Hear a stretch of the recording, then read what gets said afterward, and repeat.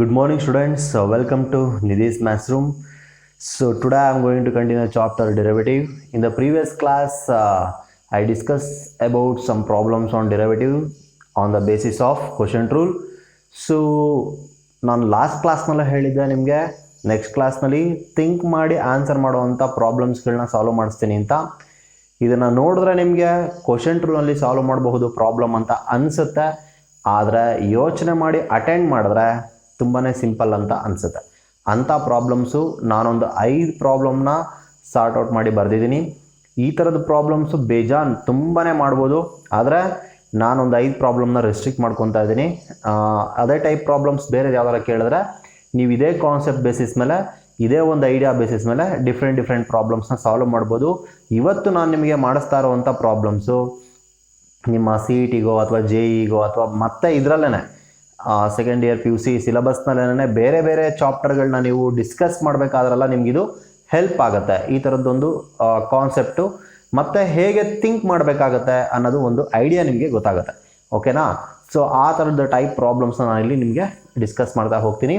So here the first one is tan x divided by sin x. So 51 problem. Let us take that as y is equal to tan x by sin x.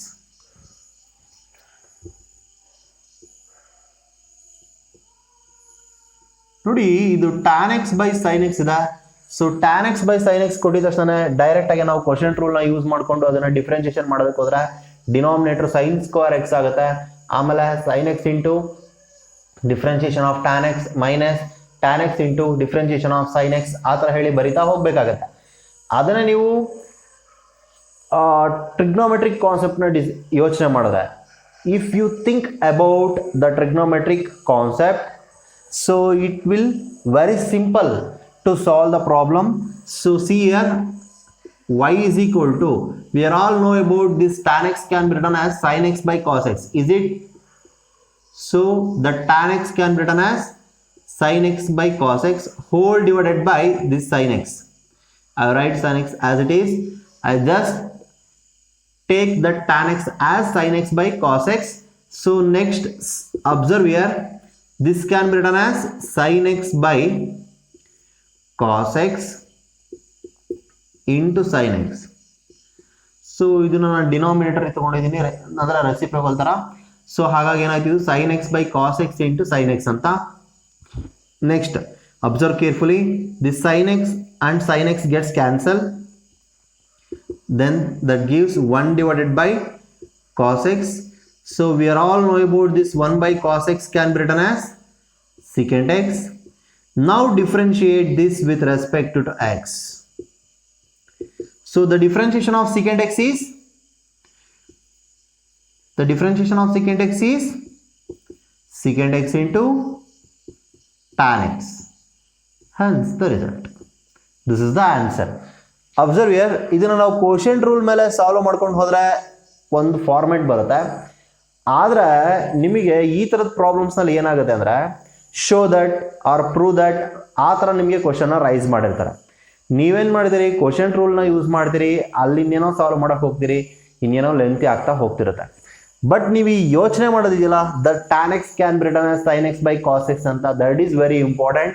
So ಮ್ಯಾಥಮೆಟಿಕ್ಸ್ನ ಕರೆಕ್ಟಾಗಿ ಪ್ರಾಪರಾಗಿ ಕಲಿಬೇಕಂದ್ರೆ ನಿಮಗೆ ಬೇಕಾಗಿರೋವಂಥ main thing ಏನು ಅಂದರೆ ಇದು analysis ಮಾಡೋದು. ಪ್ರಾಬ್ಲಮ್ನ ಅನಾಲೈಸ್ ಮಾಡಬೇಕು, ಆಮೇಲೆ ಸಾಲ್ವ್ ಮಾಡಬೇಕು.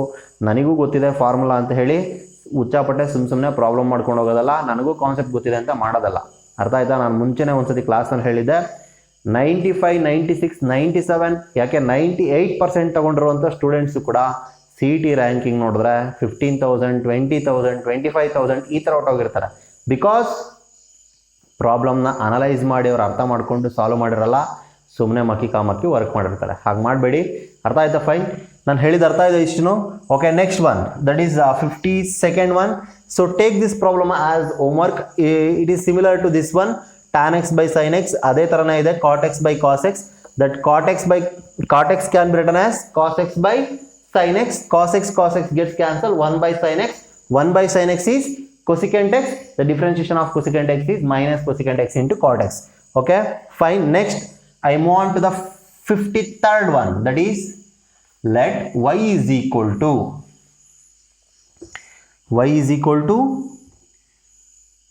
cos square x divided by 1 plus cos 2x.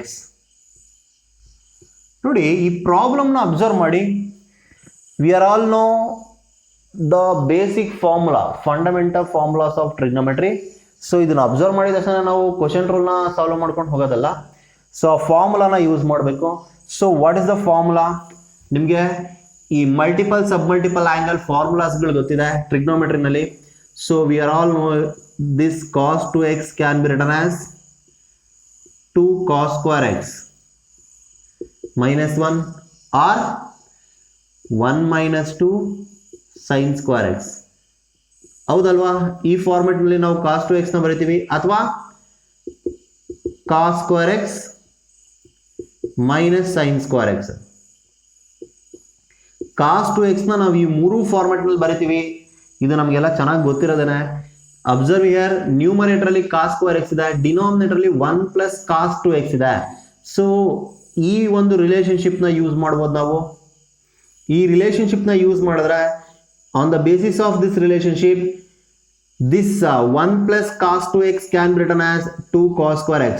So if we transfer this minus 1 to LHS, that gives 1 plus cos 2x. This 1 plus cos 2x can be written as 2 cos square x. Is it?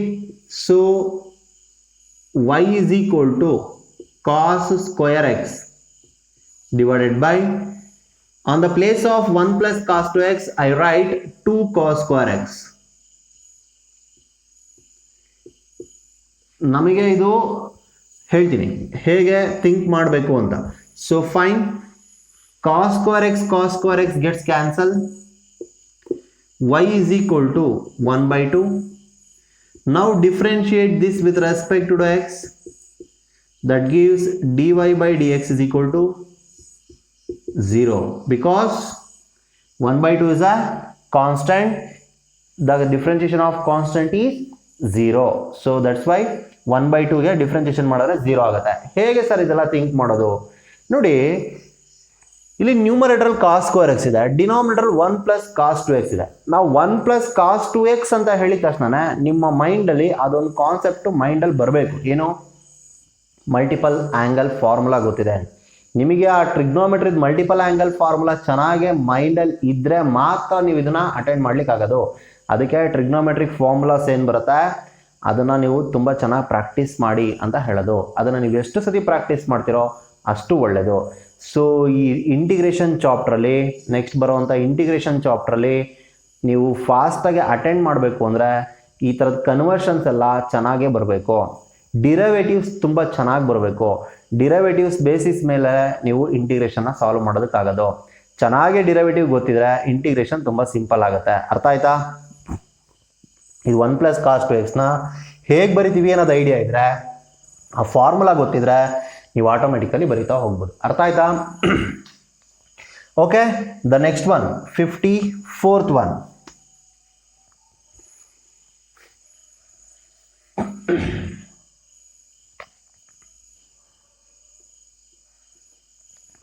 Let us take that as y is equal to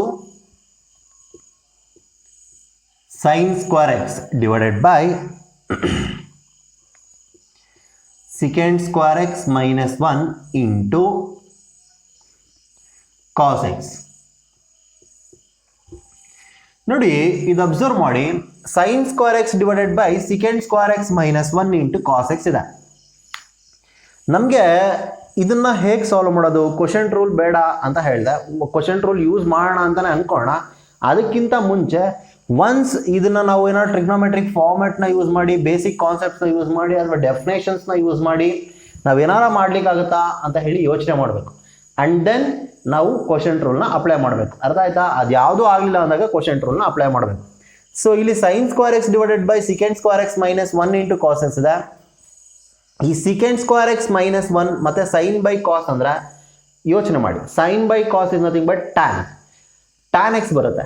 ಈ secant square x ಮತ್ತೆ secant x ಮತ್ತೆ tan x ಗೆ ಒಂದು relationship ಕೂಡ ಇದೆ, ಅಂದ್ರೆ identity ಇದೆ. What is that identity? So secant square x minus tan square x is equal to 1. Is it? So then this secant square x, transfer this 1 to LHS, that is minus 1 is equal to, if we transfer this tan square x to RHS, that is plus tan square x. So then this secant square x minus 1 can be written as tan square x. Is it? tan square x ಅಂತ ಹೇಳಿ ಬರಿಬೋದು. So ನಾನು ಅದನ್ನ replace ಮಾಡ್ತೀನಿ. sin square x divided by this secant square x minus 1 can be written as tan square x into this cos x. Cos x na as it is ಹಾಗೆ ಬರ್ಕೊಂಡಿದ್ದೀನಿ.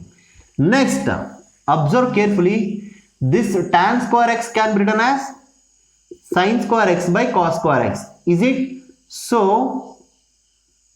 sin square x divided by, I replace this tan square x by sin square x by cos square x into cos x. ಇಲ್ಲಿ ನಮ್ಗೆ ಈಗ already sin ಮತ್ತೆ cos ಇದ್ದಿದ್ರಿಂದ ನಾನು tan ನ sin by cos ಅಂತ ಹೇಳಿ ಬರ್ಕೊಂಡೆ. ಅರ್ಥ ಆಯ್ತಾ? So no doubt this sin square x gets cancel. 1 cos x gets cancel. Then that gives y is equal to 1 divided by 1 by cos x. If we take the reciprocal, that gives y is equal to cos x. Now differentiate this function with respect to x. That gives dy by dx is equal to, the differentiation of cos x is minus sin x. So this is the answer. ಅರ್ಥ ಆಯ್ತಾ ನಾ ಹೇಳಿದ್ದು? ನೋಡಿ ಪ್ರಾಬ್ಲಮ್ನ ಹೇಗೆ carry ಮಾಡ್ತೀವಿ, ಹೇಗೆ analysis ಮಾಡ್ತೀವಿ ಅಂತ. ಈ ಅನಾಲಿಸಿಸ್ ಮಾಡುವಂಥ ಟೆಕ್ನಿಕ್ಸ್ ಎಲ್ಲ ನಿಮಗೆ ಗೊತ್ತಿದ್ರೆ ಆಟೋಮೆಟಿಕಲಿ ಈ ಪ್ರಾಬ್ಲಮ್ಸ್ನ ಸಾಲ್ವ್ ಮಾಡ್ತಾ ಹೋಗ್ಬೋದು. ಓಕೆನಾ? Okay, next I move on to the next one, that is 55th one. So that is